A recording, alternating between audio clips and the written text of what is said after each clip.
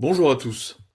Le 2 mars 2026, Emmanuel Macron a franchi un seuil lourd de conséquences en évoquant l'élargissement de la dissuasion nucléaire française à l'échelle européenne.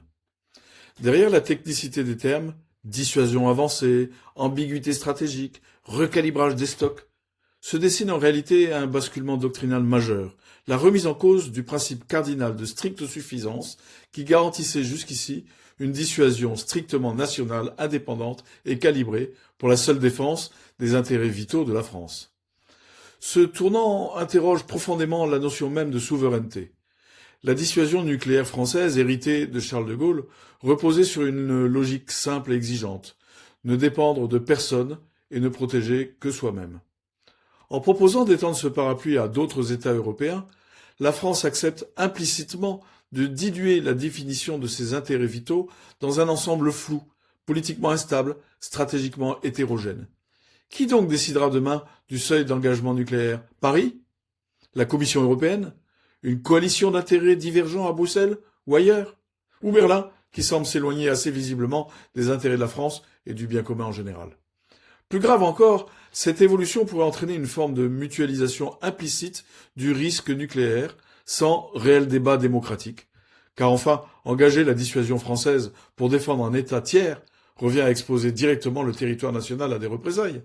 Ce choix, qui engage la survie même de la nation, semble être acté dans une relative opacité, à un moment où les Français subissent une pression économique croissante et où les échéances électorales présidentielles approchent.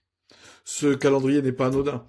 À l'approche d'un scrutin présidentiel auquel il ne participera pas, Emmanuel Macron semble vouloir cependant graver dans le marbre une orientation stratégique irréversible, engageant ses successeurs en liant davantage la France à une architecture de sécurité européenne, encore largement dépendante de l'OTAN. Ce faisant, il renforce une dynamique d'alignement qui contredit frontalement l'héritage d'indépendance stratégique française. Ne serait-ce pas d'ailleurs sa vraie mission cachée? Enfin, cette européanisation de la dissuasion intervient dans un contexte de recomposition des alliances et des menaces. La grille amis-ennemis est mouvante et très incertaine aujourd'hui. Faut-il, dans un tel climat, étendre à l'infini le périmètre de notre engagement nucléaire? Ou au contraire, revenir à une doctrine claire, lisible, strictement nationale? Ce choix engage bien plus qu'une posture militaire. Il engage l'âme politique de la France. En renonçant à l'autonomie de sa dissuasion, elle prend le risque de devenir une puissance d'appoint, au service d'intérêts qui ne sont pas toujours les siens. Elle prend le risque aussi de devenir une cible, imprévue. Une nation qui délègue à ce point la définition de ses intérêts vitaux cesse à terme d'être souveraine. En outre, notons-le, la somme des intérêts que les gouvernants français ont délégués à l'international dépasse aujourd'hui l'entendement, et dans certains cas, confine à la traîtrise.